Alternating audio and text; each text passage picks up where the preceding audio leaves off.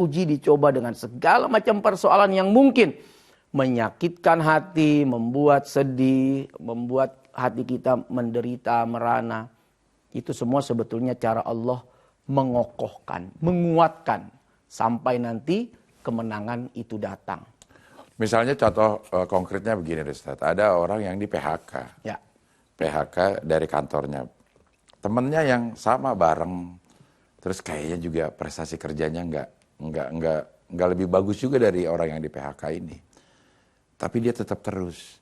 Nah, gimana supaya orang yang PHK ini ridho, bisa ikhlas lah nerima ini. Untuk nerima, oh iya gue yang di PHK. Ya. Kenapa nggak dia sih, orang dia juga kayaknya kerjanya bagusan gue gitu. Ya. Kita hanya mencoba melakukan hal yang terbaik. Mencoba melakukan hal yang terbaik. Hanya mencoba ya? Mencoba. Tapi Allah paling tahu apa yang terbaik buat kita. Gue udah coba buat setia. Gue udah coba ngasih apa yang dia mau. Tapi ternyata ini balasan dia ke gue. Selingkuh juga misalnya. Hanya mencoba. Tapi kenapa terjadi? Allah tahu. Kau tidak pantas untuk dia. Kan kukirim yang lebih pantas menerima kebaikanmu. Kita hanya mencoba untuk melakukan yang terbaik. Tapi Allah paling tahu apa yang terbaik untuk kita. Bisa saja diuji dengan cara di PHK. Ya. Lalu tidak terima, nggak ridho karena membandingkan dengan orang lain yang menurut kita kayak nggak ada apa-apanya dibandingkan kinerja kita. Ya. Tapi ingat, siapa tahu ini jalan Allah bikin kita sukses. Harus dipecat dulu. Kalau nggak dipecat gimana jadi pengusaha? Ya akan tetap jadi pegawai. Atau dapat tawaran kerja di tempat yang lebih bagus. Atau dapat tawaran kerja di tempat yang lebih bagus. Ya. Itu cara Allah memberikan yang terbaik pada hambanya. Kadang melewati proses. Ya sama kayak ini udah. Jangan kita melihat perhiasan itu indah saat dipajang di etalase toko emas. Tapi prosesnya, pemisahan dari mulai batu pasir dengan butiran-butiran emas. Sampai dikumpulkan, kemudian disatukan, dimurnikan. Dibakar, ditempa, dicetak, dipukul, digebuk. Proses itu panjang.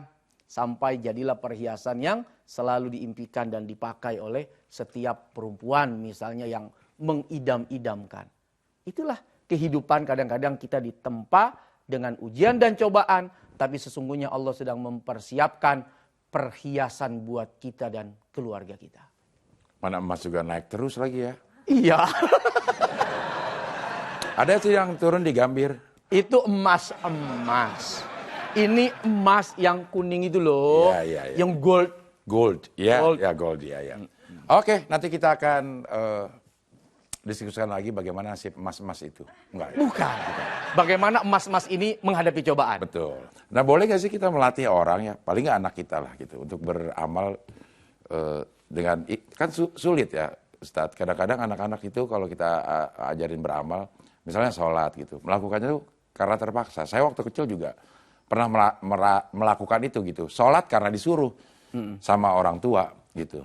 Nah, menghilangkan itu gimana Ustadz? Supaya akhirnya jadi memang kita ikhlas beribadah. Ala bisa karena biasa. Biasa.